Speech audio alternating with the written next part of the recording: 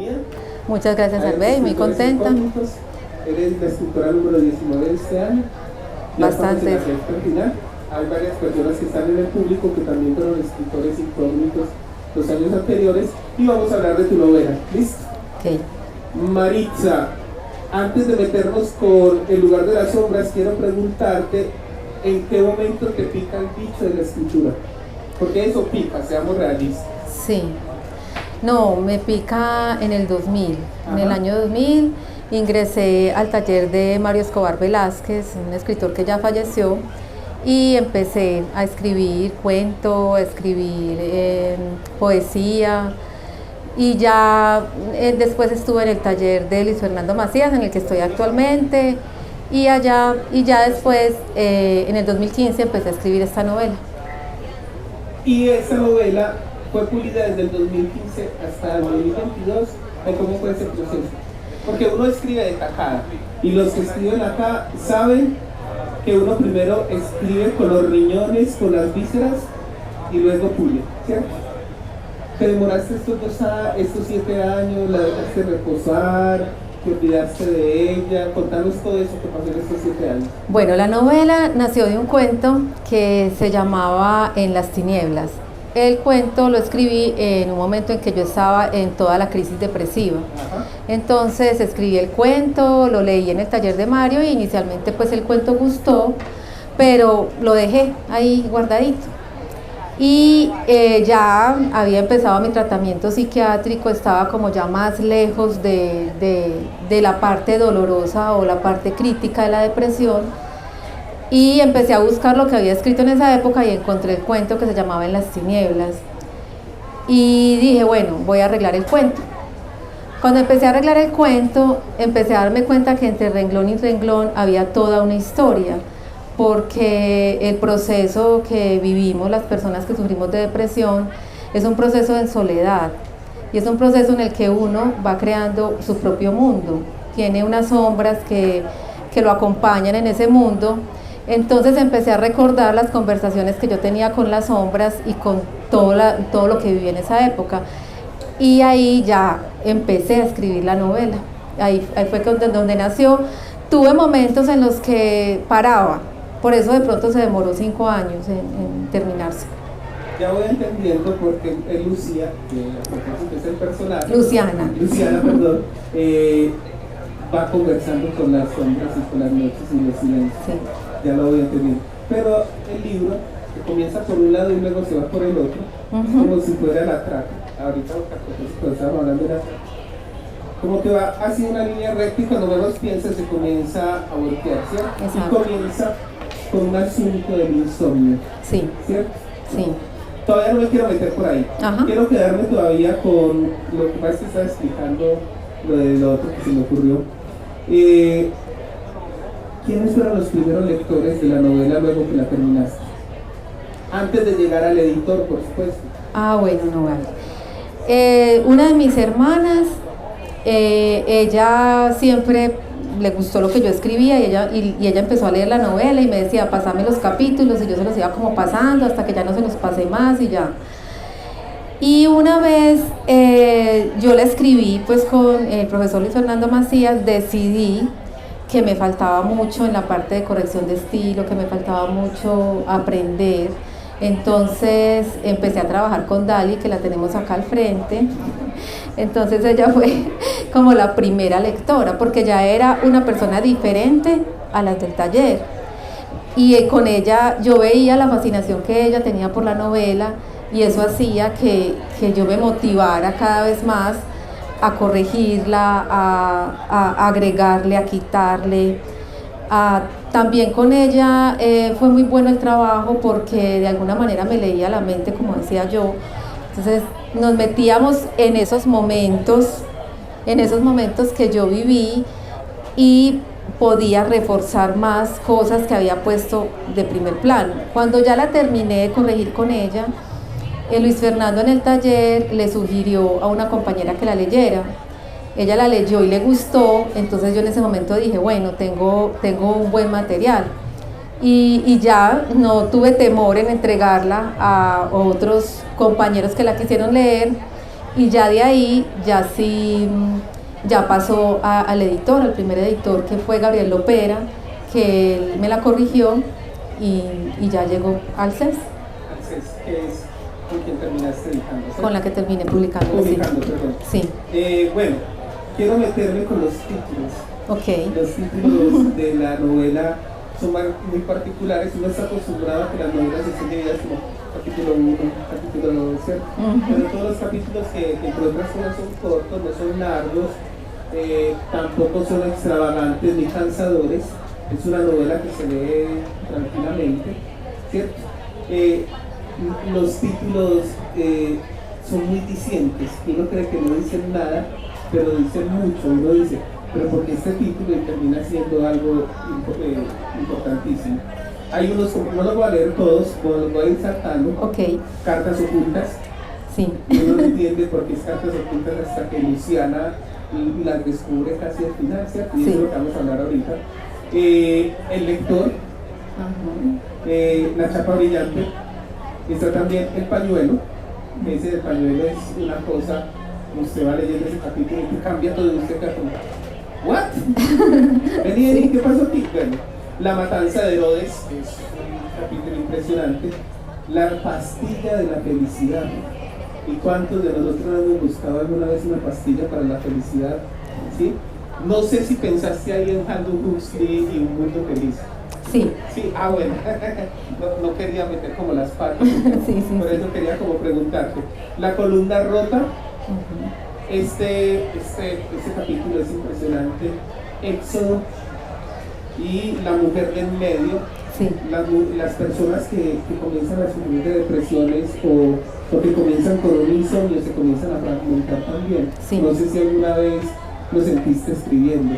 Claro, no, es que yo escribí fragmentada, o sea, yo escribí sobre los fragmentos que pude recoger y que pude armar después de mí. Porque también podría llamarse El lugar de las sombras o La mujer en pedazos, y sobre todo porque se comienza a ver en otras mujeres, sí, y en otras personas, y se comienza a encontrar el dolor allí. Yo sé que estoy especulando, pero ya me voy a meter con la novela, no se me preocupe. Kandinsky, sí, y Mis ojos que han vivido, que ese capítulo es una cosa que te sube y tú no sabes si vas a caer o te vas a mantener allá o qué, ¿cierto? Como les decíamos, es una novela que comienza con el insomnio. Luciana sufre de insomnio, pero como vivimos en una sociedad que señala que personas con algún problema de carácter salubre y mental, lo comenzamos a señalar. Si tenemos problemas hasta con los ciegos y con las personas con alguna discapacidad. Perdóname, paréntesis, esta semana presentamos a 2 ciegos acá y ellos eran echando chistes acerca de su ceguera, y nosotros los que trabajamos acá, como no estamos acostumbrados a eso, éramos como así asustados con sus chistes. Uno de ellos dijo que su canción favorita era Mis ojos lloran por ti, y se totió de la risa, y todo era como, ¿cierto? Y después lo empiezo a pensar, es que el que es el prejuicioso es uno y no ellos, ¿cierto? Tú comienzas a escribir esta novela por los prejuicios, porque necesitabas sacar todo eso, porque necesitabas exorcizar, o por todo lo que yo digo. O sea, ¿por qué comienza todo ese proceso de escritura? No, mira, la novela empieza por una película que muchos vimos, que se llama La historia sin fin. Entonces en esa película se manejaba un mundo que se llamaba fantasía, y fantasía se le estaba comiendo la nada, y la nada era la tristeza, y yo siempre sentí que a mí me estaba comiendo la tristeza. Entonces cuando retomé el cuento de las tinieblas y cuando me di cuenta que pues yo no me considero una paciente sanada de depresión, porque creo que va a vivir conmigo toda la vida, pero sí más estable porque empecé a tomar la medicación. Entonces empecé a remontarme a eso que yo viví y podía recordar cada momento doloroso y sentía que efectivamente a mí me estaba comiendo la tristeza. Entonces ahí fue cuando empecé, o sea, consideré que los depresivos tenemos un mundo paralelo al mundo real. O sea, una cosa es por donde están caminando todos, y otra cosa muy distinta es el camino que ve una persona que sufre de depresión. En ese camino hay más fantasía, hay más miedos, pero tampoco todo es malo. Por eso yo hago, por ejemplo, en el capítulo que dices del lector, que un capítulo que a mí me gustó mucho porque era cuando ya todos en mi casa se habían acostado y yo quedaba sola. Entonces yo quedaba sola con la noche y con las luces de los vecinos que no se habían acostado. Entonces empezaba a imaginar que aquel estaba leyendo y empezaba a pintar y empezaba a crear mi propio mundo. Ese es el mundo que yo quise poner en el lugar de las sombras. Inclusive el primer título que tuvo la novela fue El lugar a donde voy, porque yo sentía que era un lugar a donde iba yo. Pero cuando el primer editor, Gabriel Lopera, la leyó, me dijo, pero es que a ese lugar va tanta gente. O sea, ese lugar de las sombras es un lugar donde muchas personas están. Y por eso cambiamos el nombre de la novela. Yo ahorita decía que es una novela muy personal. Sí. Entonces podemos hacer como primera deducción que es una autobiografía. No. No es 100% real, tampoco es 100% ficción.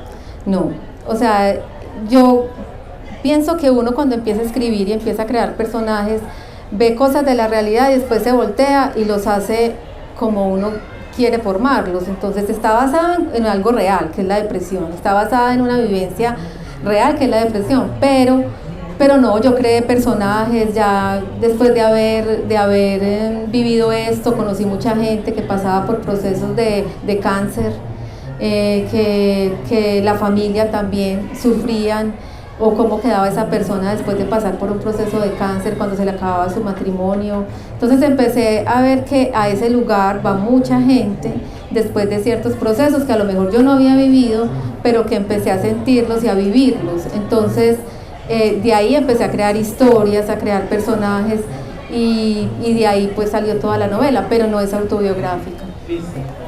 La otra pregunta que te quiero hacer, esta sí es Dale. una pregunta, como decimos en mi barrio, yo soy gran juez, una pregunta muy chunchuda, Dale. muy malintencionada, pero ¿por qué escribir sobre depresión cuando ya hay tantos textos sobre depresión, tantos relatos sobre depresión? Bueno, porque yo lo que quería mostrar era otro mundo, no ver la depresión como siempre se veía, como un catálogo médico o lo que la gente debe hacer o un proceso de autoayuda, no. Yo quería mostrar la gente que sufre de depresión, pero que no es una depresión que los lleva a una hospitalización, sino que sí o sí tienen que vivir, sí o sí se tienen que levantar, sí o sí tienen que trabajar. ¿Cómo es la vida de esa persona que aparentemente se ve bien, que es la que no se ha tocado? Porque se tocan temas de depresión, pero de personas que ya están en un delirio extremo, pero no de personas que les toca levantarse, bañarse, ver cómo la gente ve un problema y para ellas ese problema se magnifica, mientras que para otra persona es una bobada. Entonces quise crear un mundo y quise mostrar cómo eran esas sombras. Esa fue la diferencia. El tema es que la novela causaba mucho impacto y yo no pensé que lo iba a causar. Solamente vos pensaste que querías terminar ese trabajo literario. Me imagino que pasaste también como muchos que escriben, que se enamoran de personajes, que odian personajes, que lloran. El doctor que está por acá, y que todos sus textos que me había ido el doctor, siempre termino riéndome, no entiendo por qué. De Carlos. Sí, el doctor Carlos. Pero en tu relato yo siempre estuve, se lo voy a decir así, estuve siempre pensando a toda hora que a Luciana le iba a pasar algo. Sí. Y siempre estuve preocupado por Luciana. Y en muchos pasajes me identificaba con Luciana. Yo tuve días que dejaba así, no leyendo la novela, pero sí días que no dormía y que seguía derecho. Y mi mente se explotaba, ¿cierto? Y yo decía, pobre Luciana. ¿Sí? Cuando tú escribes todo eso, comienzas a pensarle más sentido, piensas en las otras historias que comenzaste a escuchar. No, en las otras historias. Perdón. Y metámosle también eso que yo siempre te he dicho, la vergüenza de contar que tengo un problema, que tengo una enfermedad. Bueno, para mí la novela fue liberadora, porque a mí ya no me importa, pues que sepan que yo sufro de depresión, no, a mí ya pues no me importa. Y también es como cuando la novela empezó a salir, me empecé a dar cuenta que hay mucha gente que pasa por situaciones así, pero que no las cuenta. Entonces la novela me liberó. Pero me repetí la pregunta que me habías hecho. ¿Cuál de las dos? La primera. Ok, la primera, si te basaste solamente en lo que tú sentías o cogiste las experiencias de los demás también y las metiste allí. No, claro, me importaban inclusive más las de los demás. Hay historias muy duras, hay historias de una mujer que le dio cáncer y el esposo le dijo: no me prepararon para vivir con una esposa enferma, una mujer de 30 años. Sí, esa historia me parece inclusive mucho más dura que la depresión, porque una persona que tiene que vivir su proceso de un cáncer, de una quimioterapia, y que también tenga que vivir un duelo porque el esposo no es capaz o el amor no era suficiente. Esa historia a mí me dolió también. Las historias de los embarazos interrumpidos también me parecieron pues muy tesas, y por eso quise crear personajes que vivieran todo eso, que lo vivieran. Y realmente lo que yo quería con la novela era que la gente llorara, no que riera, porque yo lo que quiero con esta novela es que la gente viva en la cabeza de una persona depresiva y sienta ese dolor.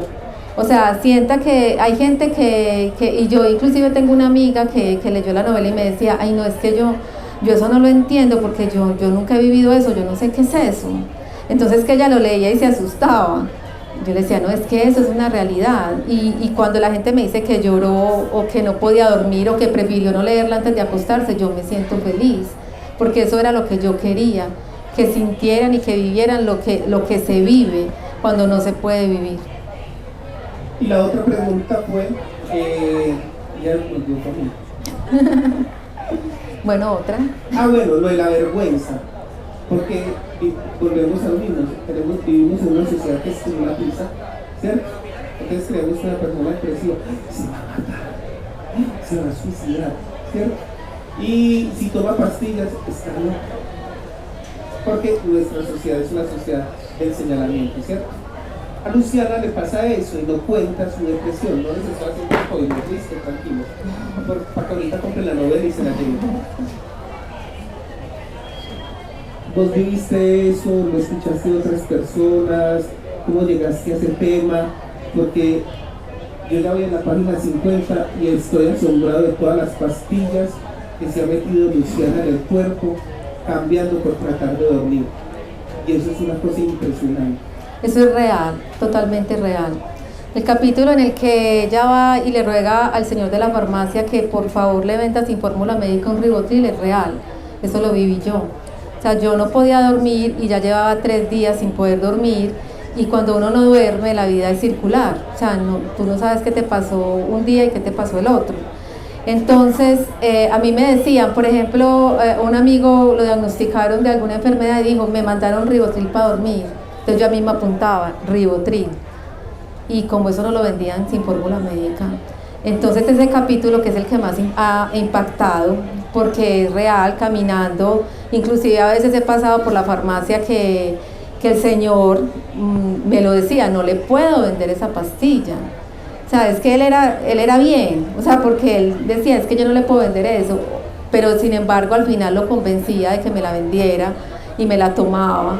Y después a otra amiga que le diagnosticaron cáncer le dijeron Solpidem, entonces yo me embutí al Solpidem, y después tuve un novio médico que lo vi que recetaba, y apenas recetaba yo apuntaba. Eso es real, o sea, todo eso lo viví yo. Lo que pasa es que ahí, ya cuando lo empecé a escribir, obvio, yo vivía con eso, pero vivía con eso con pena. O sea, yo eso no se lo contaba a nadie, porque eso no es bien. Pero cuando yo lo escribí, como que me liberé, como ya quedó ahí, ya es real, lo viví. Y en este momento yo conozco personas que lo hacen, que se automedican, o que en lugar de tomarse la que le mandó el médico, se toman 2 o 3 más para ver si pueden dormir o si pueden estar más tranquilos. Entonces sé que eso que yo hice, que no me cobró hasta ahora, el cuerpo no me ha cobrado, no me ha pasado factura, sé que pasa factura, y que ahí viene la sobredosis. hay un capítulo en el que yo cuento, que me imagino que lo debes de tener presente, que me quería dormir todo el día. Entonces me pasaba el efecto de la pastilla que duraba 6 horas y me la volvía a tomar para poder seguir durmiendo y así, o sea, eso es real, eso es, pero también es real que pude dar el paso y estoy aquí contándole la historia, porque hay otras personas que no la cuentan.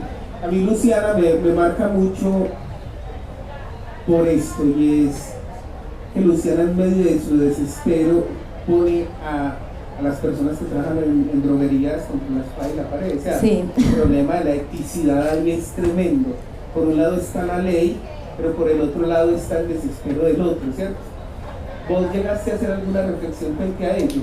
Porque Luciana se sienta en una acera, sí. Y cuando quiere dormir, por ejemplo, uno es diciéndole como, no, Luciana, levántate, o sea, uno como que trata de luchar con ella, porque es una novela, y se lo voy a decir así, una novela muy emotiva, es una novela que te toca las fibras, así haya sufrido depresión o no, así haya sufrido insomnio o no, es una novela que te toca las fibras, y vos siempre estás luchando con Luciana al mismo tiempo, siempre estás ahí, siempre. Frente a la pregunta, es una pregunta de la eticidad. Luciana como personaje, yo nunca le vi ese problema. Ah, no, cero. Es que a Luciana le interesaba era dormir. O sea, si el médico estaba rompiendo su ética profesional o si el farmacéutico, no, a ella eso no le importaba. Es más, no pensaba en las consecuencias que le iba a traer el tema del Zolpidem, que en ese momento no se vendía con fórmula médica y que ahora sí. Y que yo después que me puse a leer sobre el Zolpidem, leía lo grave que es tomarse 3 Zolpidem. Eso es, pues, o sea, no, eso no. En ese momento no le importaba.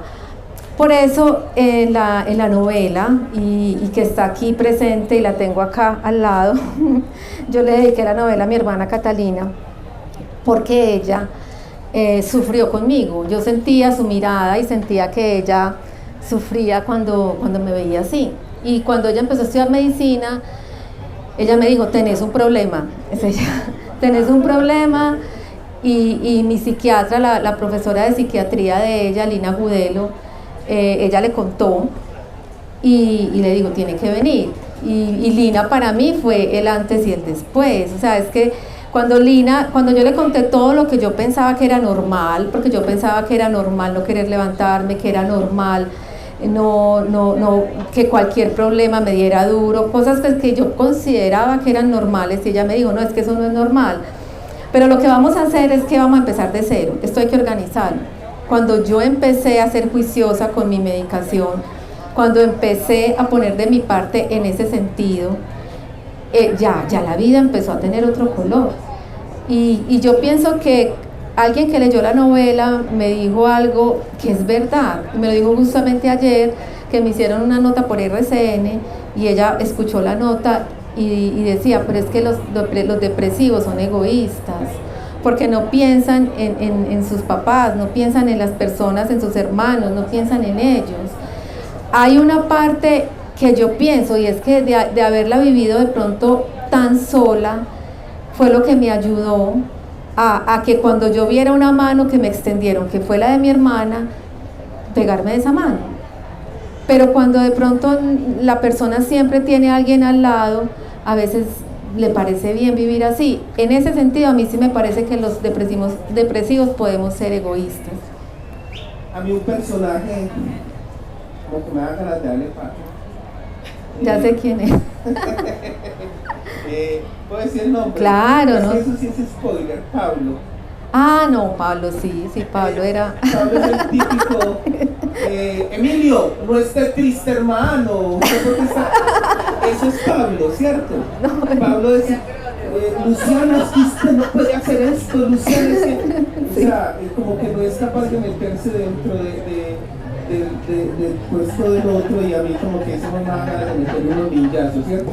Pero era por eso, porque desconocía a la otra, por eso el egoísmo también de ella. Pero al mismo tiempo es cuando nosotros entramos a juzgar a las personas que dicen, eso es deprimido, eso es bobada, eso es pendejada, ¿cierto? Exacto. ¿Te llegó a pasar eso? Claro, todos los días, porque es que yo era la que, pues, o sea, en teoría, y ese es el problema que yo veo ahora, que de los suicidios. Ese es el problema, que a veces ven a un joven que está metido en la pieza, que no sale de ahí, que se la pasa viendo televisión. Es que él es así, es que él es mal geniado, es que él es así, él es raro, a él le gusta estar ahí solo. Y cuando menos piensan, ¿pero qué pasó? Si él estaba normal. No, él no estaba normal. Es que el silencio, tan silencio, no es normal. Entonces a mí me pasó porque yo era pues la rara de mi casa. Yo siempre fui la rara, o sea, la que vivía aburrida, la que vivía estragada, la que vivía amargada. Pero es que no es malo serlo, porque yo tenía un problema, pero yo no sabía que yo tenía un problema. O sea, y también hay un capítulo que es Kandinsky, que para mí ese capítulo también fue muy importante, porque esa historia también es real. Y yo tenía un novio que era una relación totalmente tóxica.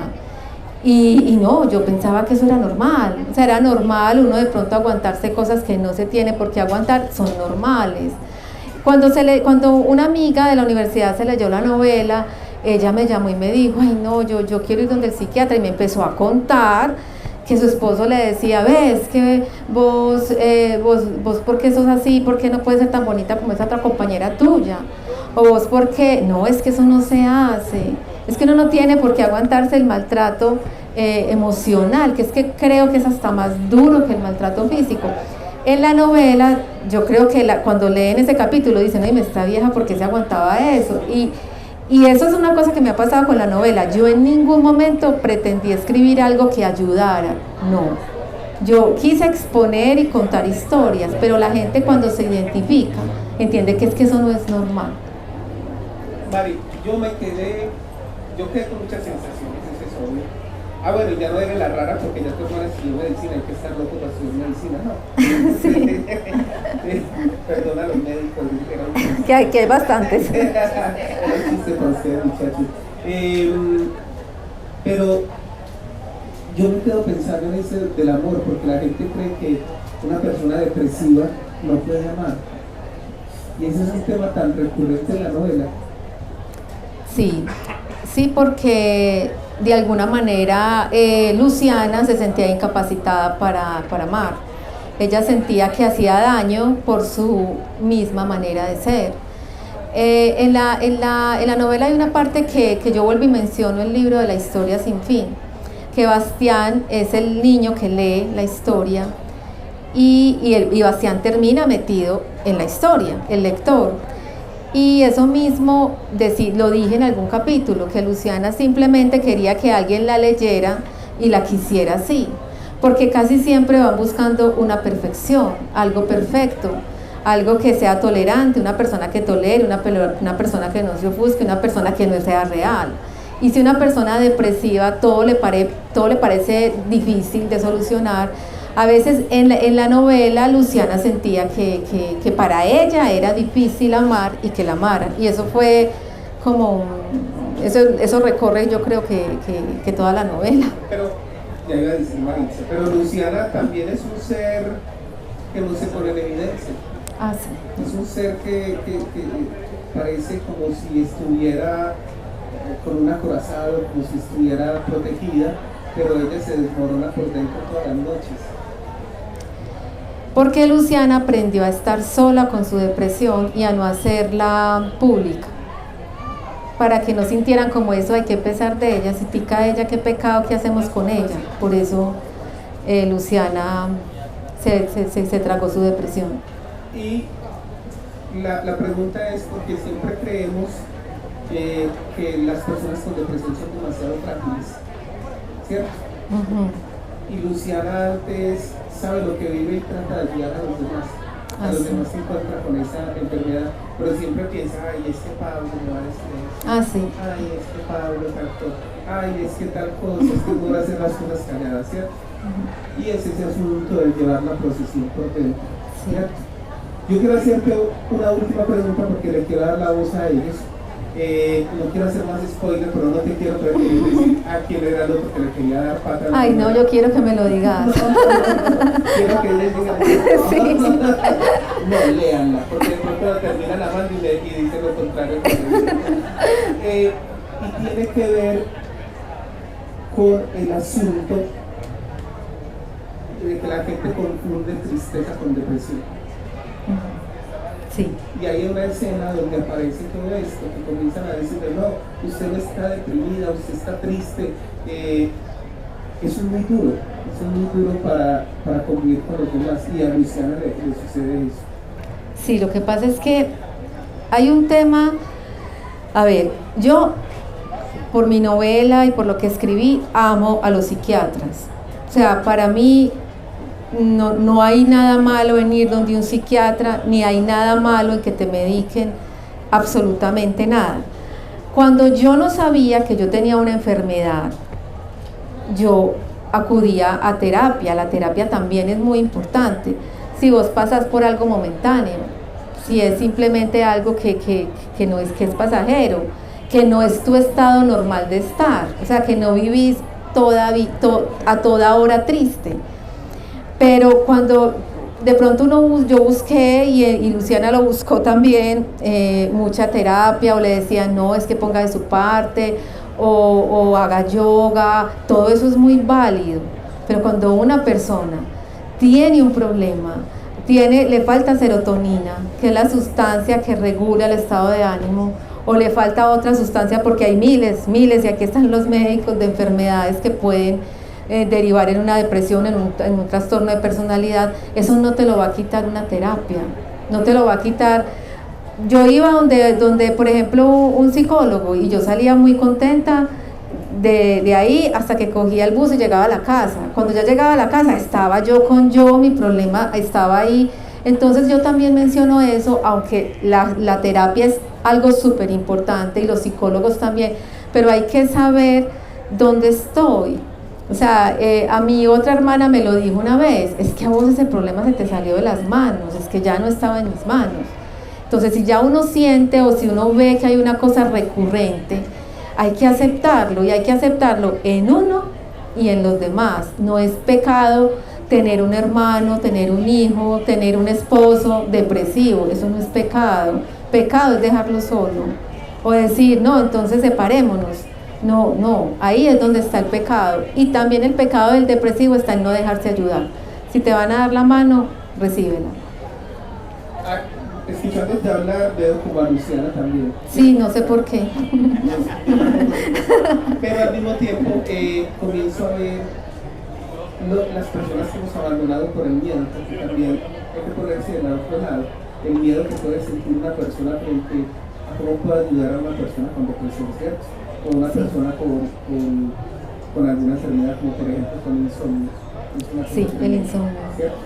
Bueno, se me ocurren otro par de preguntas, pero todavía no las voy a hacer sino hasta el final, sí, para que las tengas ahí como claro, o en el radar. Les voy a dar la palabra a ustedes. ¿Alguien le quiere preguntar algo a Maritza a partir de la película, si no después de la novela? Mientras llega el micrófono, La historia sin fin es un libro de Michael Ende, sí, escritor de Momo, un libro bellísimo, pero la película es también muy hermosa. La película es hermosa, el libro también. El libro es muy, muy bonito. Por acá tenemos una pregunta. Hola, Marcia. Hola, Hugo. No, lo mío no es como pregunta, más bien como, pues, felicitando a que me leí su libro. Yo a mí cada vez que me gusta un libro, pues, es un compañero de viaje, y esa es una canción para los viajes. Pero usted dice que usted no trata nada en la novela que sirva de guía, o que sirva que no va a ayudar a nada. Y yo sufrí insomnio 7 años, y yo no le tenía nombre a eso, lo mío era depresión. Entonces, encontrar en tu libro nombre a lo que yo sufría me pareció una enseñanza impresionante. Yo solamente llamé a 2 personas en los cumpleaños, a una hija mía,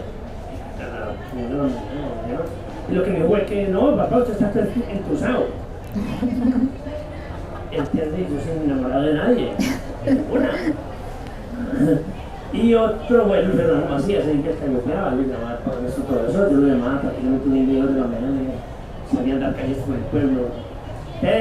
No sabía, yo decía que se me insomnio porque estaba en el proceso de la vida, pero sí, gracias por darle como ese nombre a esa enfermedad. A mí nadie me perdía, yo los talleres siempre me dormía, los compañeros me grababan, a mí me decían bullying. Julio me hacía bullying y grababa y por cierto, como decía que era que yo soy de insomnio, nadie le dijo. Entonces, bueno, yo sé que yo empecé a vivir esta novela de las primeras páginas porque usted empezó a leer como escribimos nosotros en blanco y negro, ¿no? Y me gustó, desde el principio estaba muy pendiente de cada novela, entonces la felicito. Muchas gracias, Hugo. En cuanto a ese episodio que le dijo el esposo a la esposa que no me abrace, que es que usted ve la clínica. Esas personas no pensamos decirle que tan bacano que escribiste eso y porque una cosa es el insomnio, otra cosa es la depresión, otra cosa es eso que está viviendo ese bullying, que está viviendo las mujeres. Lo que pasa es que como no es una historia textual de nadie, sino que son historias que se arman, esa palabra fue textual, el esposo le dijo, no me abraces que olés a clínica, pero como son historias que son como armadas, formadas de personajes y de cosas que han pasado, lo que sí me ha pasado es que hay mucha gente que se identifica, entonces me dice, yo lo viví, a mí me pasó, entonces se identifican con eso, y aunque es duro, porque es duro escucharlo, se sienten tranquilos de saber que no fueron los únicos, y eso les da, así como a ti te da tranquilidad saber que no eras la única persona que a las 3 de la mañana le está dando vueltas a la cama. Al pueblo. Salía a caminar al pueblo. Al pueblo. Yo me Panamá era lloviendo. Los policías me miraban, comando, me miraban, ay, vale, entonces no lo más. Sí, así es. Entonces yo abrí las cantinas a las 4 de la mañana. Los únicos que no dormían eran los hinchas del Medellín que van a 45 años campeones de Medellín. Exacto. Y nosotros. Para tenernos conmigo. Mari, ¿hay alguna otra pregunta? No es pregunta, Sí. es empatía. Contigo, la empatía es contigo. Yo perdí la objetividad en algún momento, se supone que yo era la correctora de estilo, yo no tengo por qué estar metida ahí, pero la novela es extremadamente emocional. Cuando hablaste de Pablo, recuerdo una sección, nos sentamos ambas y me dicen, ¿dónde íbamos? Y en la cosa esa, camina y respira. Sí. Yo tengo que contarte que cuando Pablo hace ese tipo de comentarios, yo me paré así enojado y mi esposa me dijo, ¿ya con quién estás peleando? Con el Pablo ese, con el Pablo ese. Y yo me dijo, es ficción. Pues. Existe. Claro. Bien, yo soy Juan Andrés Alzate, soy el editor de la revista Cronopio. Quería solamente comentar, me llegué un poco tarde, pero para una próxima edición vamos a sacar un fragmento de esta novela y pues te quería comentar, ya que está el editor aquí, creo que hicieron un muy buen trabajo y para hacer pues una primera novela nos pareció muy buena y pues ojalá sigas escribiendo. Nos gustó mucho el fragmento que vamos a publicar y bueno, felicitaciones por ese trabajo y esperemos pues, que haya más novelas en el futuro. Esperemos que sí, muchas gracias. ¿Alguien más? Bueno, por allá. Sí, dale. Sí, ya. Espérate que quede porfa porque estamos grabando un podcast y entonces es necesario la pregunta porque te van a escuchar otras personas luego. Bueno, Dale, no les había contado, estamos grabando, estamos haciendo un podcast. Hágala, no sin pena. Hola, buenas tardes. Esa es la pregunta. Vamos a seguir escribiendo. Se siente la empatía y lo emocionante del libro. Y bueno, ¿vas con más? Claro que sí, mira, ya tengo casi listo un libro de cuentos que es como o sea, es cuentos para grandes, pero de traumas de niños, o sea, traumas de la niñez que se reflejan en adultos. Ese libro pues ya estamos terminándolo y ya empecé a escribir la segunda novela que es sobre el secuestro y la violencia de Medellín en los años 90, de la cual pues mi familia de alguna manera estuvo muy cercana, entonces sí, y todos los días y estoy en talleres de escritura y sigue, espero sacar pronto la próxima. Gracias. ¿Alguna otra pregunta? Listo. Mari, Ujú, las otras dos. esta pregunta es muy importante. Dime. ¿Dónde conseguimos el libro? Ok. El libro lo pueden conseguir en la editorial CES, en el stand de la editorial CES, que está en el lado de Universitarias. Allá está. En este momento también se consigue en Gramata, se consigue en Tanta Tinta, pero acá en la feria está en la editorial CES. Creo que por ahí anda Natalia con unos, pero se compran esa allá. Con acá. Natalia está por acá. Sí, Natalia de Alain. Ella. Y la otra segunda pregunta muy importante es el precio. El precio está a 46.000 pesos. A 46.000 pesos. ¿Es precio de fiesta del libro? No, es Ay, no, precio- Natalia, ¿cuál es el precio de fiesta? ¿Cuánto? 41. 41.400. Es una novela bellísima. No crean que todo el tiempo van a estar pensando si ustedes están reprimidos. Bueno, eso sí van a pensar, ¿no? Si ustedes han tenido episodios de depresión o no. Pero es una novela que te deja una enseñanza muy bonita y es que amarse a uno es también amar a los demás. Sí. Sí. Bien, voy a hacer el cierre ya y terminamos con un aplauso con este bello libro. Es un libro que me llegó mucho. Te voy a confesar algo, de los escritores incógnitos que he presentado en estos 5 años, han sido las novelas más emotivas que he leído, de los textos más emotivos Ay, qué bien. que he leído y que me han llegado. Eso me hace feliz. A mí también me hace feliz que este libro me llegue así y sobre todo que sea un libro de una mujer como vos. Muchas gracias a todos y todas por acompañarnos.